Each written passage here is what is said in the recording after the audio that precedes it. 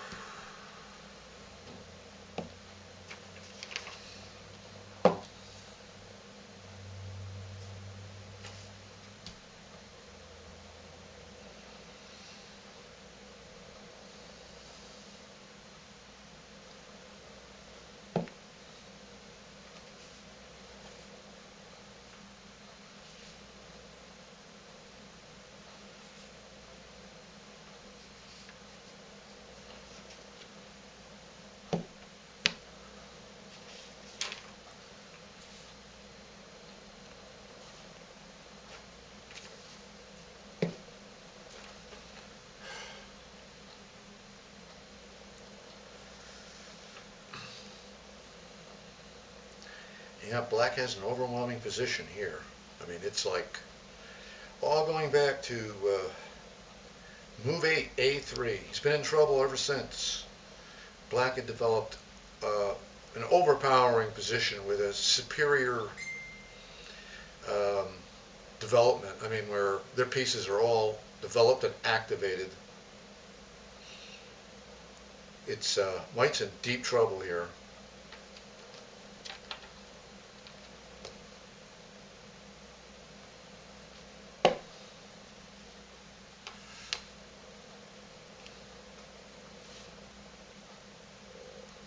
He had no choice.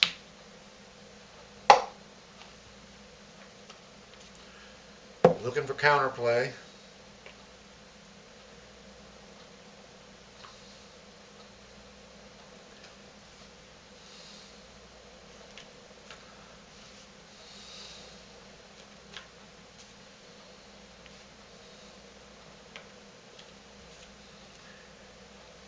Again, no choice. Black is an overpowering attack.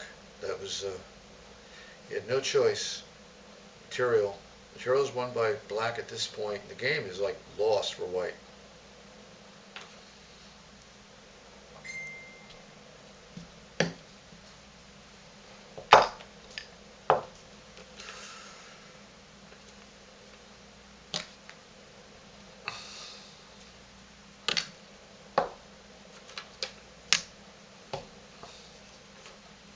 Black is now going to simplify and take some material off the board because a queen against a rook, no chance for White.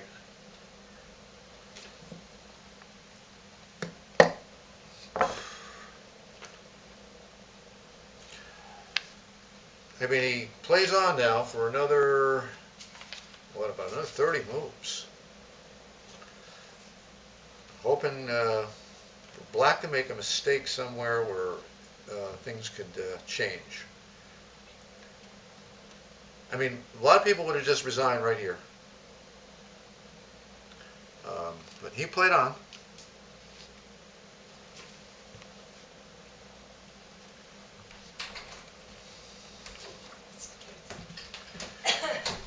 Black's activating his king, getting the king into the end game here, and as an extra piece for the attack. But White simply does not have enough material to really create any threat to the king. It's worrisome at all.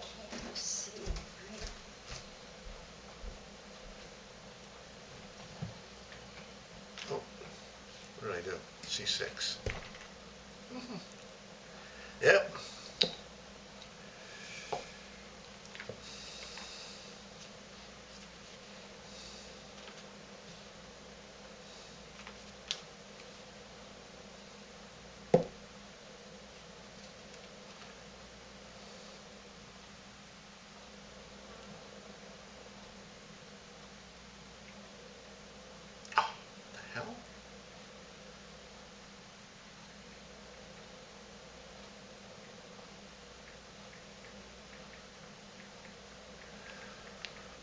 Okay, lost my space.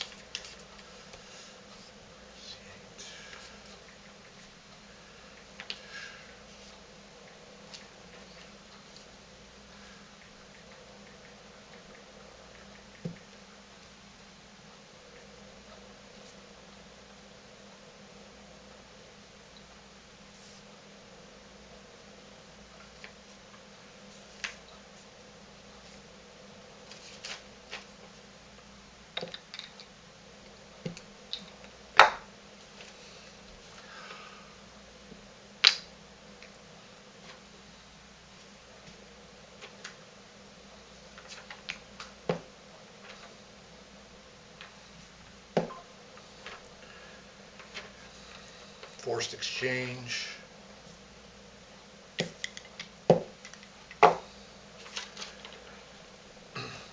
Again, he should have resigned right here. Black did not.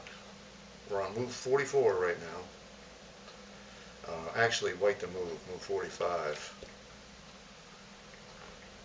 Up to G5. Okay.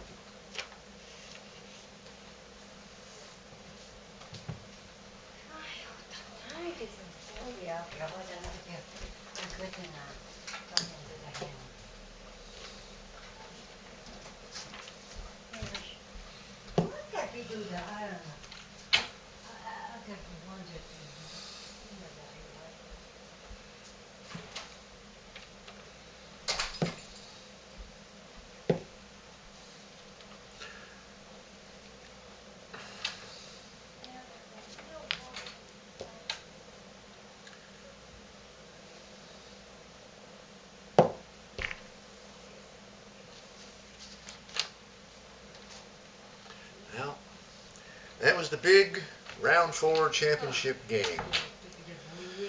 And on the post-mortem, Black made a really putzer move on move 8.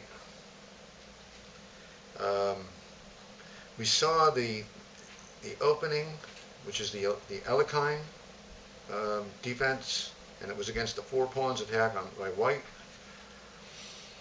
And when you make that many pawn moves in the beginning with the 4 pawns attack, you cannot afford an A3. In other words, pawn to queen rook 3. Okay, that was a big blunder. Now, quite a few of us have made blunders like that and had our ass blown off the board and made little moves that seemed just a little move, a little pawn move, and it was over, almost over for this guy. He was in deep trouble.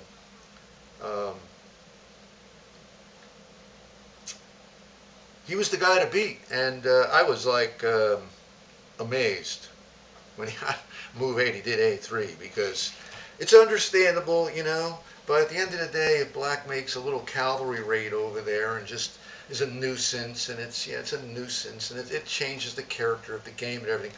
But the Alekhine defense is about what you saw with a vengeance, piece activation, piece development, and lots of tactical opportunities.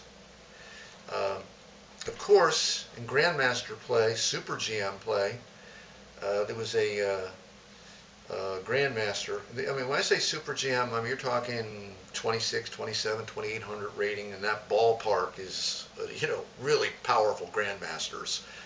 And he played on the Black side. And White obviously was a very powerful Grandmaster themselves. And that game kind of is the exchanging.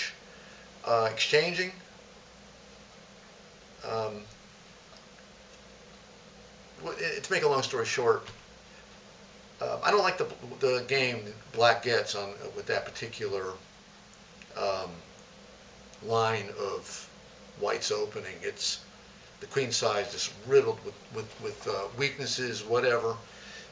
It's a good. I had a winning record with this opening.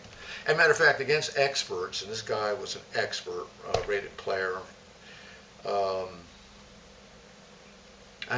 was an expert killer, actually. If you were an expert and you were playing me, you had to be very concerned. And as a matter of fact, in this game right here, the following round, I played maybe a player that was in the, 1800 range, maybe, in that ballpark. He was a B player, I think. He was a B player, weaker player, and he drew. And it was because of the opening. It ended up into a lackluster with no tactical opportunities. There's no ability to ratchet pressure up on somebody. It was just, oh my God, a boring game. The term was too simplified, and you know what? It was a draw.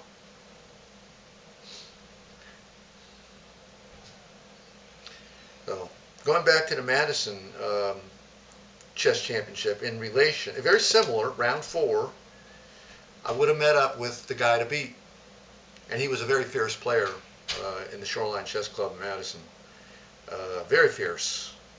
And I remember in round 3, a weaker player drew him, and he was extremely upset about it. I mean, he wasn't a bad sport or anything, but on his way out of the tournament hall to his car, he was just like really upset. So, I never got to play him. He was the guy to beat. And it would have been he was an intense player. So, I don't know what would have happened. But I went 6-0 there, 5.5 here. This was round 4. So, yeah, like you say, this is the strongest guy. He was the guy to beat, but it doesn't mean he was the strongest chess player in the area by far. Believe me. There's a lot of strong chess players, especially in New York. A lot. You have all kinds of international players. I mean, you go to a park like the Bronx Park, you had Russians, Yugoslavians, Serbians, I mean, you name it, okay? Most people didn't speak English too good. And Russians, as a rule, didn't want to play just anybody, because they didn't want to waste their time with people. It was like, they didn't want to play anybody, unless you were good. You better be good. Yeah, they can speak a little English, like a little bit, not much. But it was a trip. Going to the Bronx Park in New York on a Sunday, playing chess for 5, 6 hours straight, speed, on a Sunday afternoon until the sun goes down. Wow, that was fun. People from all around the world just slamming clocks and moving pieces. Okay, it was cool. I liked speed chess. It was good. Um, I played a halfway decent game of speed chess when I was at the top of my game. Like this was, when did this thing take place? Yeah, it was November 28th, 1994. I would never be stronger than I was in this game around that time. And I wish I hadn't thrown away a lot of my because there was the game after this. No, it was a draw, but round 6 was wild. The guy was prepared for me. He had a prepared opening. He was methodically. He developed a pawn wall that was really good. He had his king castle behind it. He was nice and safe. Everything was locked up and jammed up. And I did a knight sacrifice. It's called a demolition sacrifice. And I blew a hole right through his nice little powerful, locked up chain wall, and went after him. Was it a sound attack? I'm not so sure. I won the game. Doesn't mean it was 100% sound. Anyways, let's stop this. Enough memory lane. This is like the third game I played in about a year and a half. I mean, when was the last time I put up a chess video? I had to put up a couple because there's people that when I said I was an advanced chess player, they just poop. Michael's just a delusional, lying, nothing out of his mouth is nothing. Nothing. So, here you go. Yonkers Chess Club Championship. Here's the written record. Round 4. There's the guy's name, McDermott. Took place at the Yonkers Chess Club. Round 6 of this, by the way, with the wild knight demolition sacrifice. I played that one, round 6, at the recreation department in Nixa. Not Nixa. What am I saying, Nixa? Hastings on Hudson. Yeah, that's where round 6 was played of this opening. Every week. I was prepared for this guy. I had a psychological training tape. While I was getting my cardio in, I was listening to music with how I was going to play the game and what I was going to do. And he made that right there. It was over for this guy.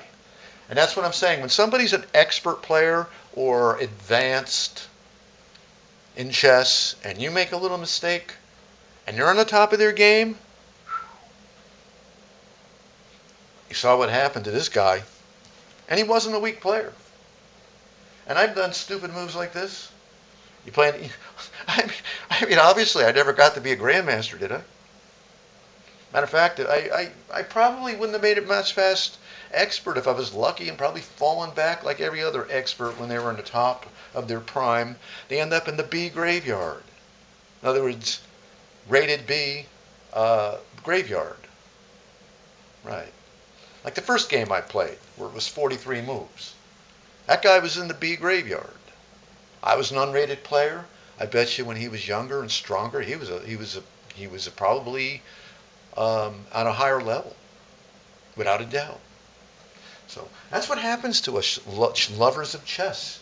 If we compete, I mean, unless you're in the big leagues and you've been doing it since you were a little kid, and you're going to all the international tournaments and everything. You're going to end up most likely in the B graveyard if you compete on a regular basis because you don't train like you did, you don't go over things like you did, you're older, maybe you have health problems. Like that first game I put on, it's in my list, playlist there, chess playlist. Yeah, he was the head of the Western Massachusetts Chess Association. He had a love for the game. He was a tournament. He has sponsored that tournament. He was the one that organized it. So that's what happens when people have a love for the game. Well, They never stop loving it.